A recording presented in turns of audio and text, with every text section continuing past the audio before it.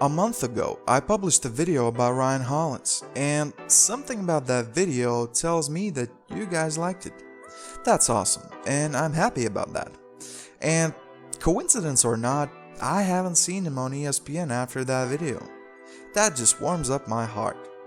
But Ryan's sudden disappearance from TV got me thinking. So I contacted my non-existent sources around the league, and they told me that he's been in the gym, working out, hitting crazy shots, looking good.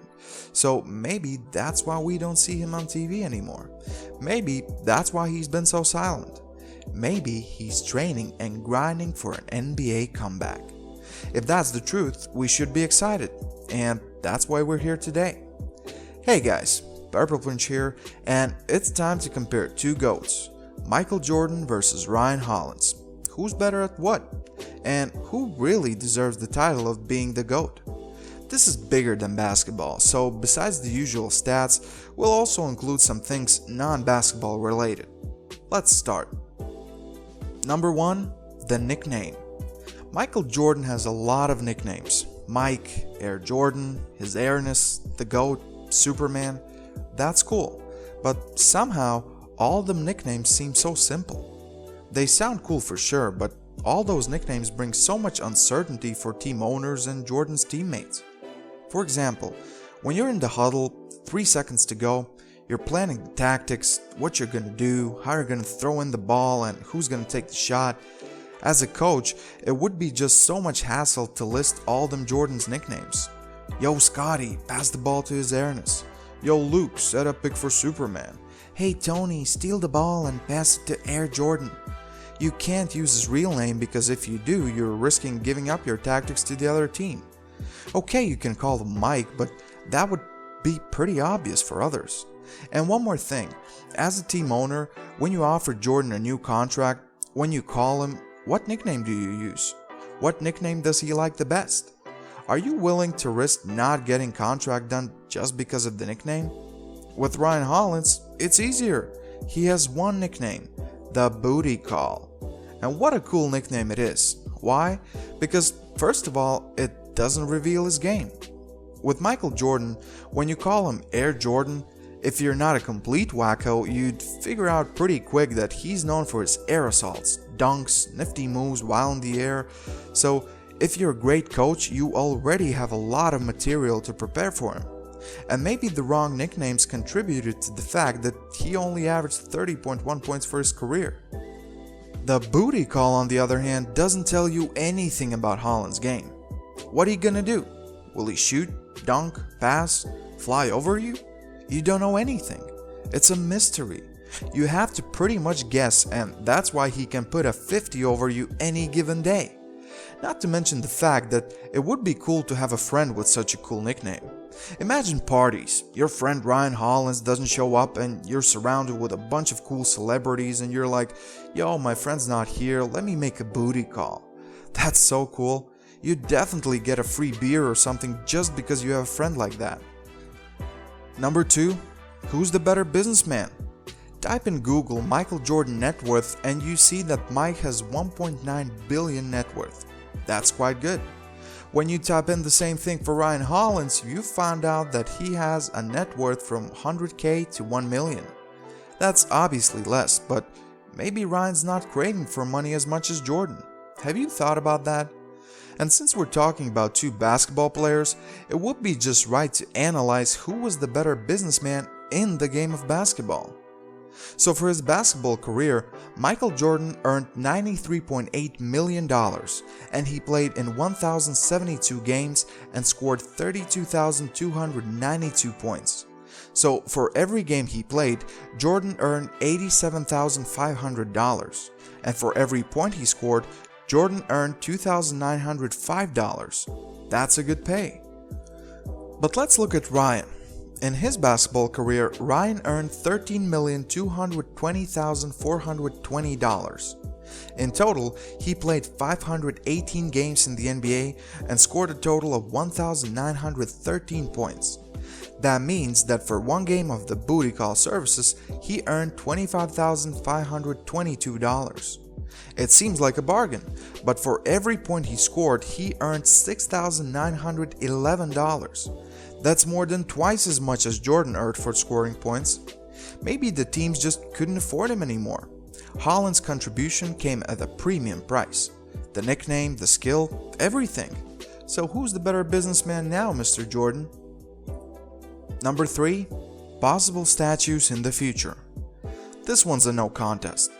Jordan played for 2 teams in his basketball career, which means that strictly based on his basketball play, he could have his statues in 2 cities, Chicago and Washington. He already has one in Chicago, maybe he'll get one in Washington, but that's it. Ryan, on the other hand, played for 9 NBA teams during his career. That means if a team he played for actually can appreciate his great contribution in the future, he quite possibly can get 9 statues in 9 different locations. That's legend stuff right there. Ryan's lived in way more cities throughout his career, so let's just take a moment and let that sink in. Number 4. Marketability and relatability. This one's tricky. Michael Jordan is considered the greatest basketball player of all time. One of the best athletes of all time. Unstoppable offensive and defensive machine. It's all great, don't get me wrong, but how much a casual dude or dudette watching basketball can relate to that? It's a bit easier to do that with Ryan Hollins.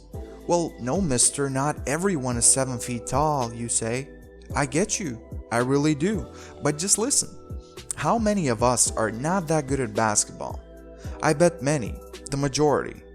That's why we can relate to him better. And speaking of marketability, I get it.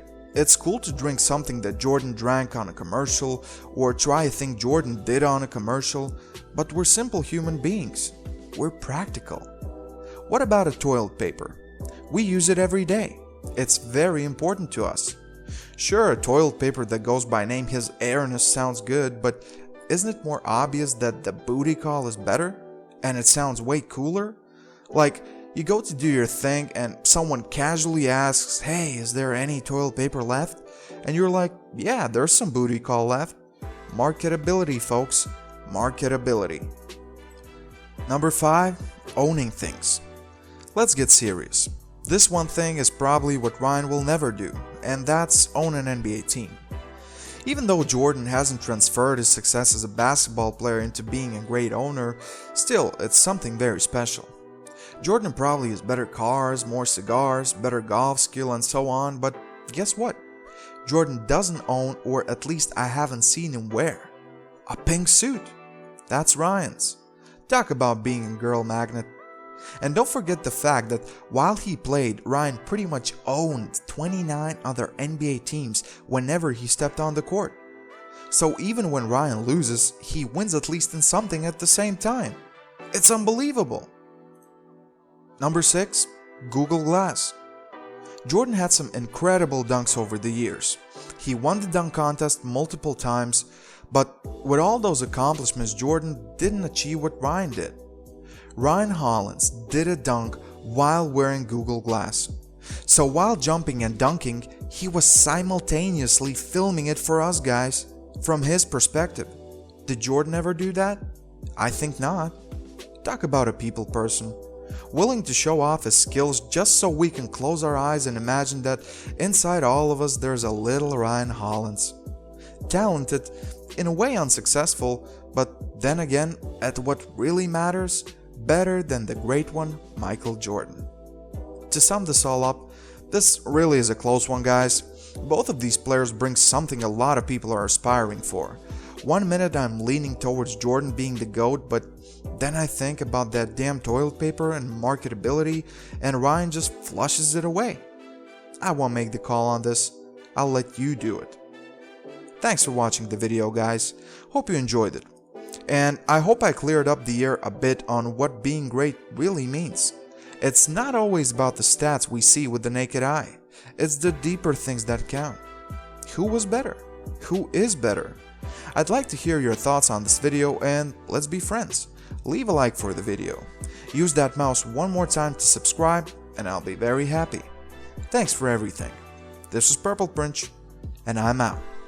I roll with bad boys. We like them bad girls, them fast girls, them love to shake that ass girls. Get with me, let's get a sweet, order something to eat. Tell me things about you and I'll tell you things about me. Show enough